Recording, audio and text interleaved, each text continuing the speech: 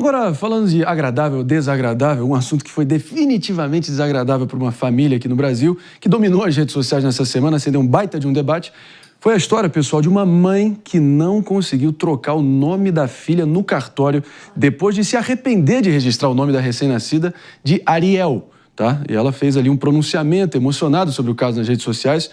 Para não me deixar mentir, vamos conferir juntos agora. Vamos lá.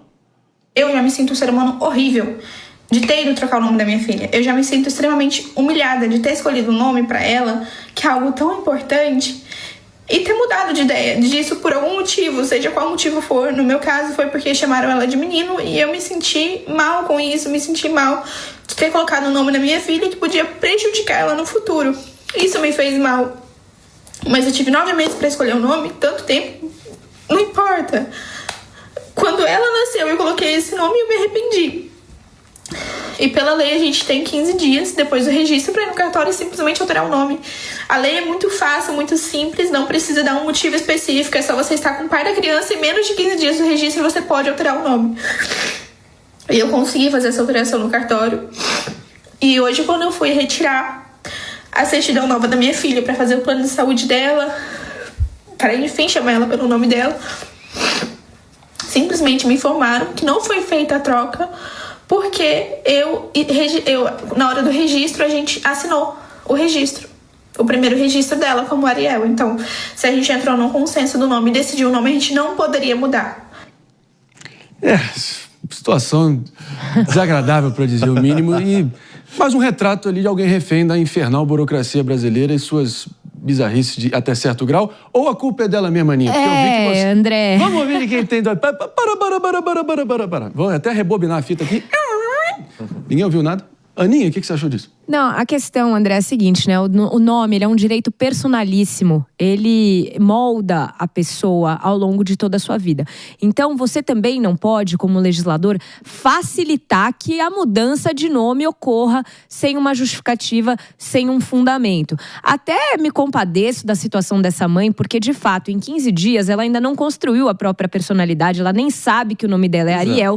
Então, em tese, se os pais estão de acordo com isso, e existe, sei lá, um motivo ainda que de foro íntimo para essa alteração, eles poderiam ter direito a fazer isso. O que acontece muitas vezes é que depois de crescerem, essas crianças acabam tentando alterar o nome justamente porque sofreram bullying na escola, ou, por exemplo, que já havia acontecer, a pessoa, ela é associada a um criminoso. Então, teve o caso de uma criança que era neta de um criminoso muito, muito, muito famoso. E ela sofria muito bullying na escola. Então, a mãe precisou procurar a justiça para mudar o nome dessa criança. Tipo ser parente da Richthofen, né? Não era Richthofen, mas era um outro médico bem famoso que era bandidão. Então, assim, existem casos em que essa alteração de nome, ela é necessária. Mas, por outro lado, você não pode banalizar, até por uma questão de fraude. Porque se a pessoa começa a mudar de nome várias vezes, ela consegue burlar. E a gente sabe que o forte do nosso país não é a integração de sistemas e órgãos públicos. Olha, mas vamos colar lá aqui, para a gente entender, afinal de contas, porque, como eu disse, é uma questão personalíssima, é parte central da nossa identidade, mas nem todo mundo gosta do próprio nome, né? E tem essa vontade de trocar em algum momento, a gente entender a parte jurídica, mas como é que faz para lidar com essa situação se você é uma dessas pessoas? Vamos lá. Como assim? Se eu sou uma dessas pessoas? Se a pessoa se identifica, se a pessoa não gosta do próprio nome. Sei lá, mas alguém. Exatamente. Porque no Vamos caso... ouvir a Leila Fonseca aqui. Larissa. No caso... Obrigada. A super Larissa. No caso, o Ariel, né, a gente percebe que é um nome tanto masculino quanto feminino. E mais falou da mãe, né, do própria questão... E é nome de sabão também. Então... Mas vamos lá. E o sabão é neutro. É o nome da sereia, O sabão é neutro. Tá vendo? Você já tá fazendo um bullying. Gente, Ariel é muito mais nome de menina do que de menino. Tem a sereia. Por causa da sereia, exato. Ariel Sharon. Mas aí a mãe sentiu o julgamento da sociedade em relação a esse nome. E talvez isso mais fale muito mais dela e da infância dela e das coisas que ela passou e o receio que ela tem de julgamento. Quanto que a gente quer resguardar os nossos filhos das dores que a gente passa na vida. Então a gente tem que prestar bastante atenção nisso. um nome, ele é muito mais falar da nossa identidade do que algo estético ou algo para fora, né? E quando a gente coloca um nome num filho, a gente está colocando diversas expectativas. Esse é o ponto, né? E a gente quer, muitas vezes, mudar de nome porque tem algo dentro da gente, e não significa o nome, mas sim a nossa personalidade, quem a gente quer se tornar e quem a gente quer ser. E a gente está enfrentando essa dualidade entre o que os outros querem de mim, quem eu sou e quem eu gostaria de ser. Perfeito. Mas hoje em dia também é um mimimi, né? Mas quando eu coloquei o nome no meu filho, 6 anos, a gente pensou muito bem nessa questão do bullying. Até havia expectativa de colocar bem. Mas aí teve um amigo meu que fez a gente refletir sobre bem. Me desculpe, todos os bens. De bem, Benjamin ia ser só bem. Aí ele falou, não, aí vamos zoar na escola, tipo assim, de bem idiota, bem trouxa. Mas o meu filho... Quem avisa, amigo é, né? Meu filho, por um momento, ele ia chamar João Otávio. Ele chama João Francisco, ele chama João Otávio. Gente, eu sonhava João Otário. Aí eu sonhava. Tava tudo da maternidade prontinho. E eu comecei a sonhar insistentemente com João Otário. Aí eu falei, Fabiano, pelo amor de Deus. Aí a gente trocou. Mas vocês percebem, não é só pelo nome, a zoeira vai existir. Crianças estão sendo crianças e isso é espontâneo. A gente cresce a partir dessa identidade e a gente precisa ajudar os nossos filhos quando eles estão passando por uma situação delicada para entender e superar essa situação. Porque bullying vai acontecer, ou brincadeiras vão acontecer de várias maneiras. E dependendo tem famoso da escolha também que muda nome artístico, que acaba virando a identidade central de vários famosos. A Anitta, né? Que o nome dela é Larissa. Sim. Mas daí, eu acho que é o oposto dessa situação que a gente está falando agora. Porque a pessoa não se reconhece pelo próprio nome. Sim. E aí ela justificadamente faz esse pedido de alteração na justiça. Sabe um que era muito famoso? Nissim Orfale. Quem vai lembrar do Nissim Orfale? Eu lembro, claro. Ele ficou tão famoso. Com a baleia lá, né? Da música da baleia, tal, do Bar Mitzvah, que ele teve que mudar o nome, porque ele falava que ele ia na escola, ele mudou de escola e só falavam do vídeo dele, entendeu?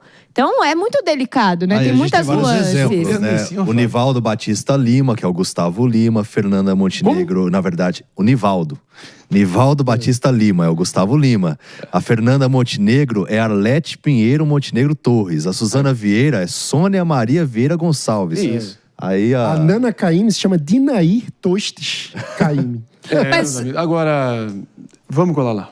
Desculpa, mas por favor. Quando a gente fala de artistas, né? Quando a gente fala de pessoas famosas, o nome precisa também ser um nome comercial, um nome que marque, um nome que lembra. E isso ajuda eles a construírem essa personalidade social que muitas vezes está dentro da própria pessoa. É mais difícil, né? Uma pessoa que não é famosa escolher mudar o nome. Claro que em situações de bullying, em outras situações acontece, mas tem muito a ver com esse nome comercial, né? Total, né? Eu vi isso dentro de casa. A Júlia Marinho, ficou conhecida como Júlia B, cantora pop, também conhecida como minha irmã nas horas vagas. E ela tentou emplacar recentemente um só Júlia, voltar ali para as origens, fazer uma mudança de identidade, fazer uma coisa mais só ela. E acabou percebendo ali na reação, não que foi rechaçado, mas só não colou, porque o Júlia B ficou, então voltamos à estaca zero. E acho que corretamente, né? De qualquer forma, vamos com o Mano. Agora, falando dessas burocracias para a mudança de nome, primeiro, eu acho que coitada dessa mãe. Na minha visão... 15 dias. 15 dias devia ter uma facilidade maior de ajuste aí.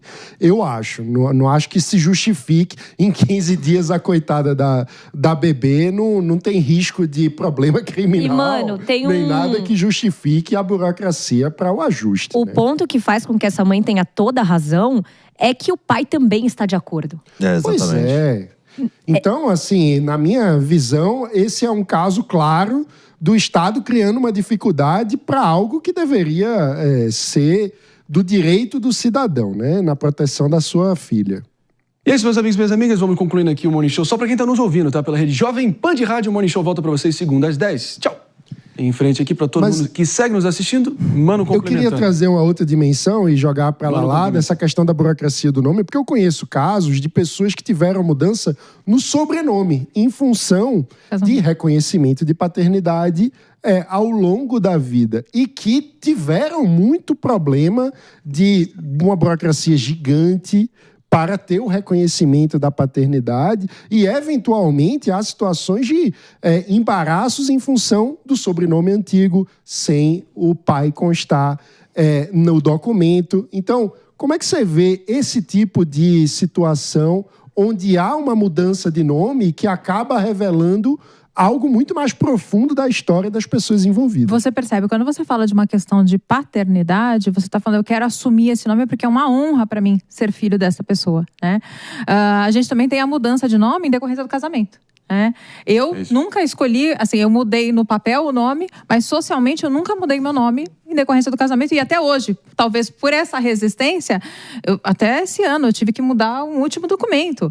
Então, assim, porque o nome de casado não é um nome que eu me reconheço como integral. Eu não sou todas as Larissas representando a Larissa Fonseca, que eu sou o integral, com o meu nome de casado. Então, essa questão de mudança de nome para mulher, muitas vezes na sociedade, não que homens não façam, mas para mulher, isso acaba tendo um outro tipo de impacto. Ninguém melhor que a doutora Lala Fonseca para dar realmente aqui um fecho, amarrar todas as reflexões.